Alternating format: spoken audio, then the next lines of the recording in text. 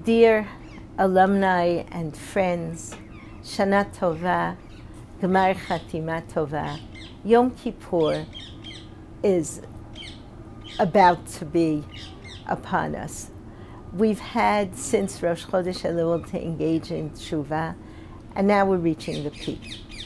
And the peak is at the time of Ne'ilah, Yom Kippur, and right before the peak we read the book of Yonah.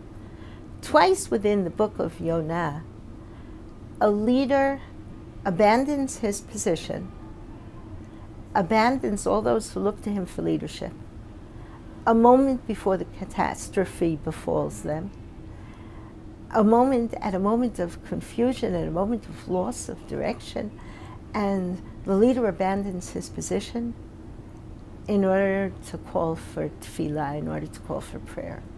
The first time this happens is with the captain of the ship. The seas are raging, and the boat is going to sink. It's going to break apart in moments, and it's going to sink. And instead of being on the bridge where he needs to be in order to tell everyone, you stand here, you do this, you do that, you do that, he's the leader of the ship, he's the captain of the ship. What's he supposed to do? What's anyone supposed to do without a leader? There's bedlam. Everyone does whatever they're going to do with no synchronization between them. He leaves the bridge of the ship and he descends deep into the belly of the ship in order to find the holy man that he knows, Yonah, that he knows is on his ship.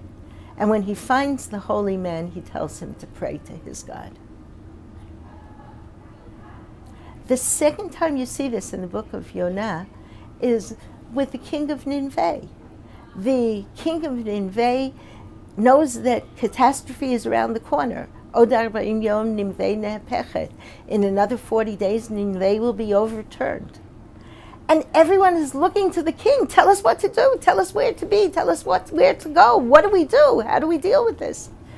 The king takes off the signs of royalty. Without his crown and without his cape, we don't know who he is. Not just that, he covers himself with sackcloth. He's unrecognizable from all of the other people, but even the animals he commands to have covered in sackcloth. And there's no difference between anyone. And he tells everyone, pray. There's a message here, there's a very strong message here. Obviously, we've been engaged now for almost 40 days in the process of tshuva, of growing closer to God, of asking forgiveness from those who are closest to us and those who are a bit further from us for anything we may have done. We examine all of our actions. We try to make ourselves into better people. At the time of Mincha, there's very little left that we can still do. We've made our resolutions. We've thought through the processes.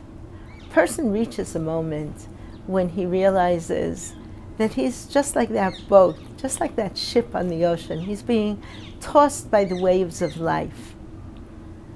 And he may feel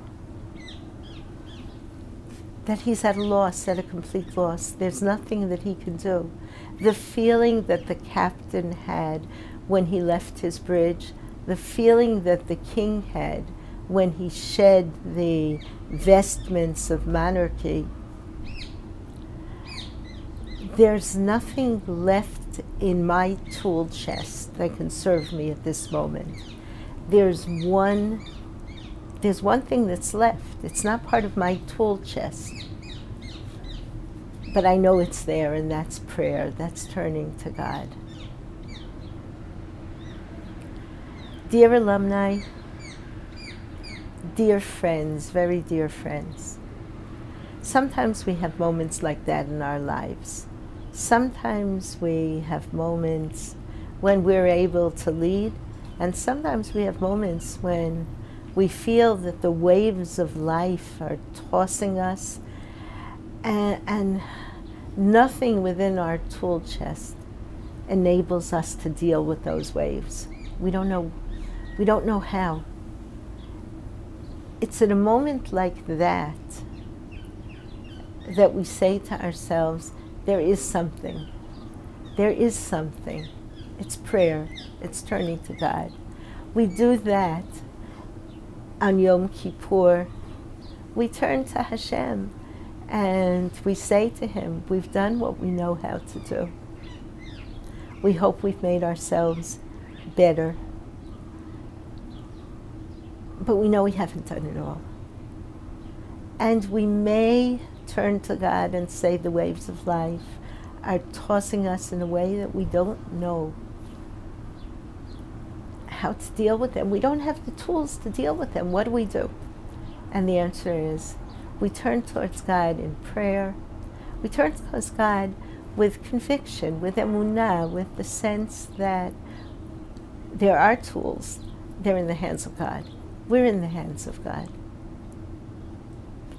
My friends, I pray that our tefillot on Yom Kippur will be received by God with grace, with kindness, that Hashem will smile down upon each and every one of you, dear alumni, dear friends, upon you and upon your families, and bless us with a good year as individuals, as a community, and as the Jewish people and the world. Shana Tova, Gemar Chatima Tova.